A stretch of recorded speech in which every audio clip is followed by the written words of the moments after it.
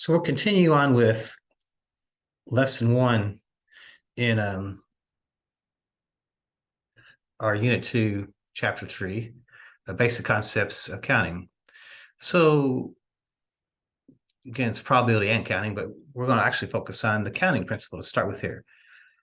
So one thing we start to pick up on is there's patterns to some of this math that we've been doing. So notice how we did these tree diagrams up here earlier. Notice how we had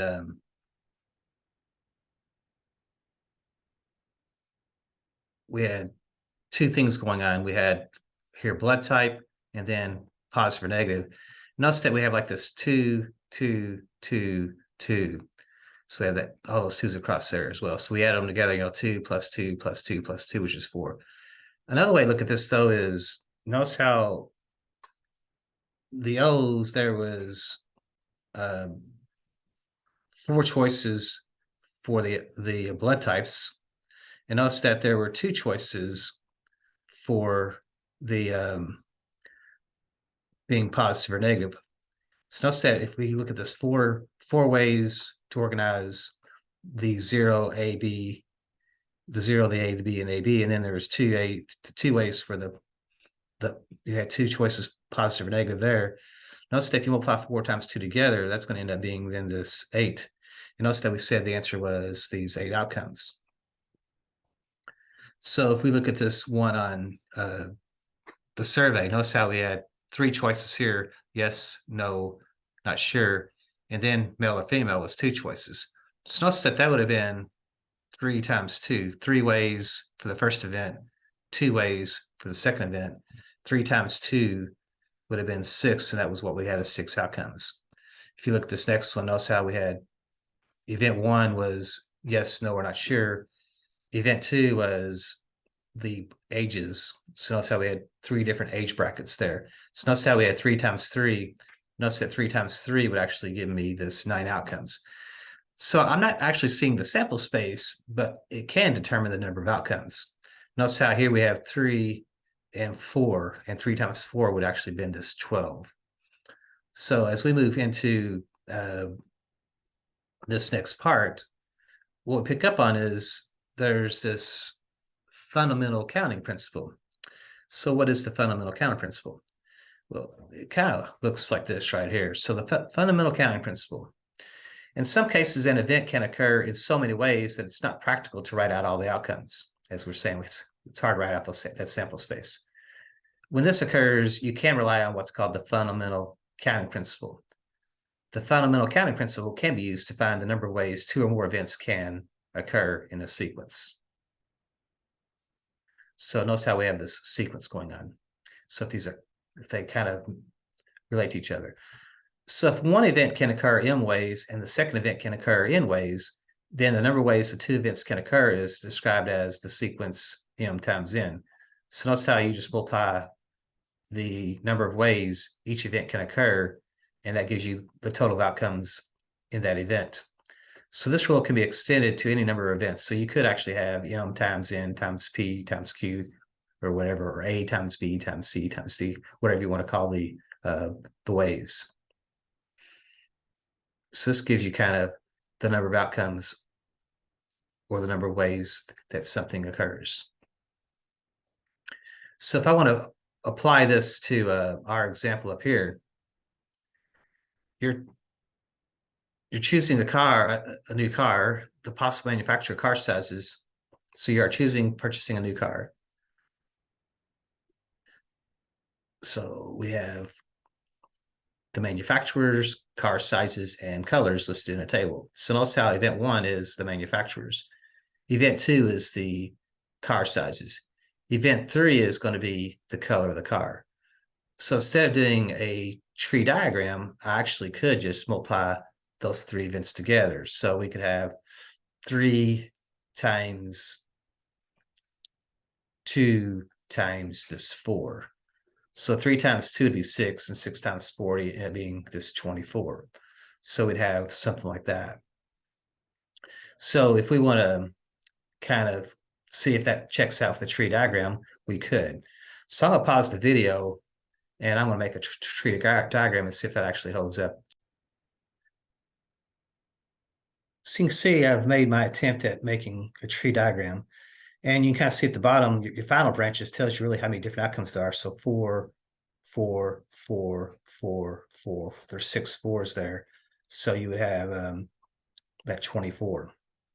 Now, if you want to actually see the sample size, you'd actually have to follow the tree branch down. Forward, compact, white, forward, compact, red, forward, compact, black, forward, compact, green. So if you want to actually list the sample space, you would just have to follow the branches on down, and that would give you your actual sample space. And there would be 24 different samples in that. So instead of trying to actually do the sample space, we can use the fundamental counting principle and just multiply the number of ways of event 1 times the number of ways of event 2 times the number of ways of event 3, and that will give us scores. So notice how it can be extended out to be more than 2 events. So you can add another manufacturer, Toyota, and another color, tan, to the choices in example 3.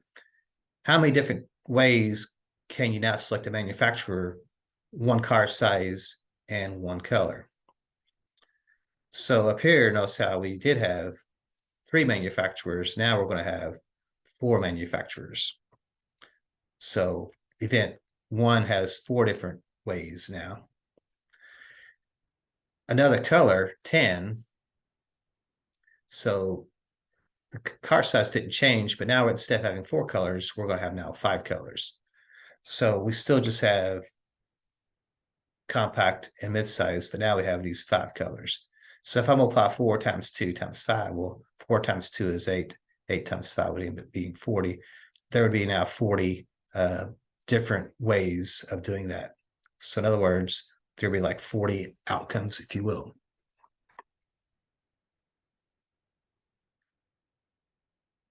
So that's the fundamental counting principle.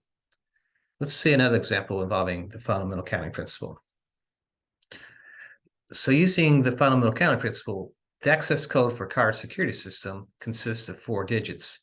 Each digit can be any number from 0 to 9.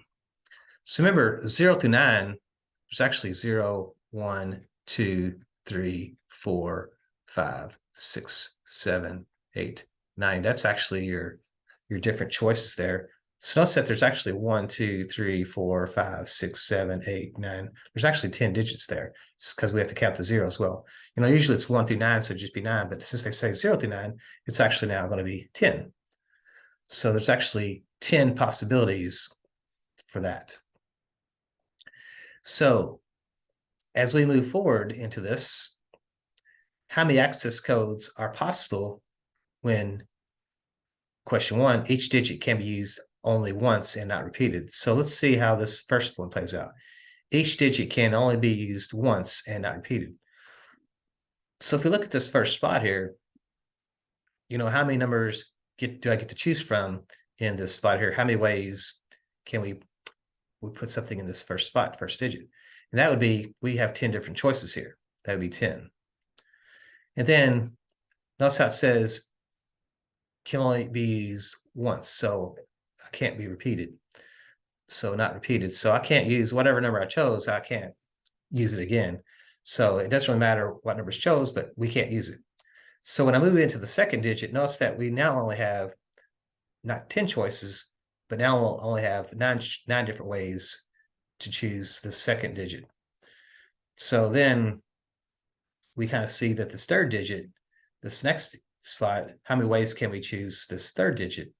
That's going to be this 8, because I can't use what I've already chose. So we're down to 8. And then this fourth digit, notice how it's going to be 7 possibilities. So we have it then is this 10 times 9 times 8 times 7.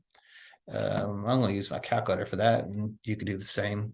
But 10 times 9 is 90. 90 times 8 would be 720. But times the 7 is where I would have to do a little bit more math. So we end up with this 5,040 ways. So notice how there's 5,040 actual different combinations, if you will, to choose from. That'd be the different outcomes, if you will. So that's where the fundamental theorem comes in, because I really want to know, I really don't know what the actual combinations are, if you will, but just how many are there? 5,040 ways is a lot. I wouldn't want to sit there and just try to do that by hand. So that's why a lot of cars, if you may have seen that, where a car does have this access code on the door handle that you have to push 4 numbers in to access it. And you can see that's, 5,040 ways if I'm not allowed to repeat any of the numbers. Now, question 2 says the digits can be repeated. So if the digits can be repeated, what we're picking up on now is this is now going to be so this is going to be really 10 times 9 times 8 times 7. So here, if the digits can be repeated, in other words, we're not throwing anything out, I would have 10 choices for spot 1, 10 choices for second digit, 10 choices for the third digit, and 10 choices for the fourth digit. So in other words, that'd be 10 to the 4th power. And we know that 10 times 10 times 10 multiply it 4 times just means you put a 1 and 4 zeros. So it'd be 10,000 ways. That makes sense that you should have more ways there since you have more choices. So the third one is each digit can be repeated, but the first digit cannot be a 0 or a 1. So they're talking about this first spot here. They're throwing out, you can't use a 0 or 1, so that only leaves you 8 numbers for that first spot. But those other 3 spots, you can be repeated. So I would have 10 different numbers I could choose for second digit, 10 different numbers I can choose for the third digit, and 10 different numbers I can use for the fourth digit. So we kind of see that that's going to be 1,000 times 8. That's going to be 8,000 ways that I can do that. So I can apply the fundamental counter principle to a problem that takes on this look. So have a few more examples here if you'd like to try these as well. So you can pause and play with these, and then I'm just going to continue talking. So how many license plates can you make when a license plate consists of, so it's going to be 6 alphabetical letters, but we have 26 choices here. So of which they can be repeated.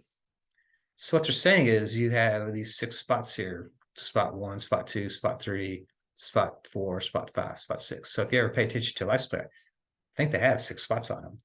So if it's strictly letters, there's 26 choices for the first one. There's 26 choices for the third one, since we can be repeated.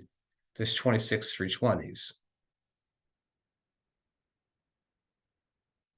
So it's really going to be 26 times itself, 1, 2, 3, 4, 5, 6 times. So in other words, that's 26 to the 6th power. Let's get my little face out of the way here. Actually to the 6th power. So if I use my calculator, I get 26 to the 6th power, and that gives me a pretty big number here. So my calculator's got like a 308, 915,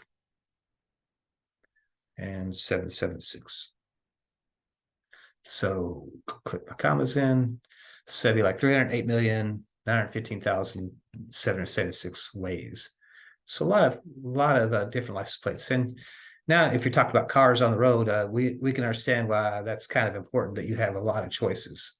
Now the next one is you have 6 again, but this time you cannot repeat anything. None of them can be repeated. So I would have 26, 25, 24, 23, 22, 21. So I would have that math there to do. So let me see if I can do that kind of quickly. 26 times 25 times 24 times 23 times 22 times 21. I think I got it.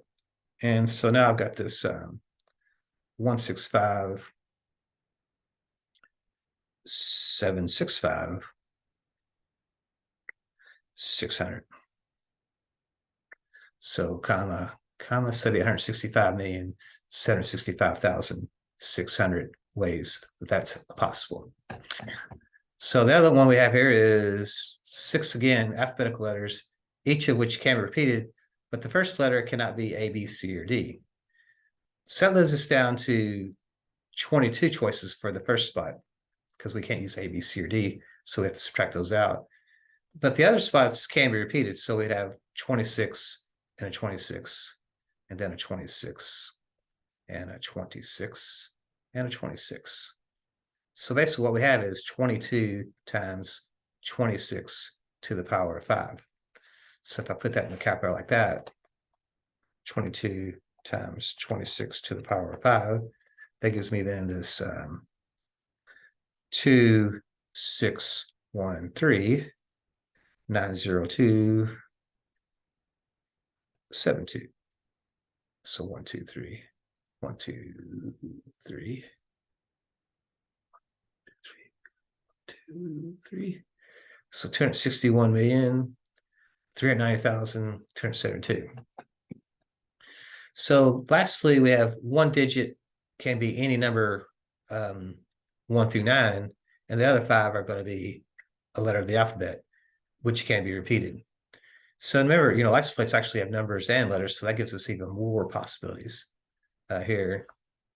So let's see, 1, 2, 3, 1, 2, 3. So the first digit can only be a number 1 through 9, but notice how 1 through 9, that's only 9 choices. And then we have 26 letters, 26 letters, 26 letters, 26, and 26. So what I would have is 9 times 26 to the 5th power. So if I do that math, 9 times 26 to the 5th, we're going to end up with then this 712 88256. So 1, 2, 3, 1, 2, 3. So it looks like 71,288,256. So that's how we can actually be applying what's called the fundamental counting principle. So we'll stop there.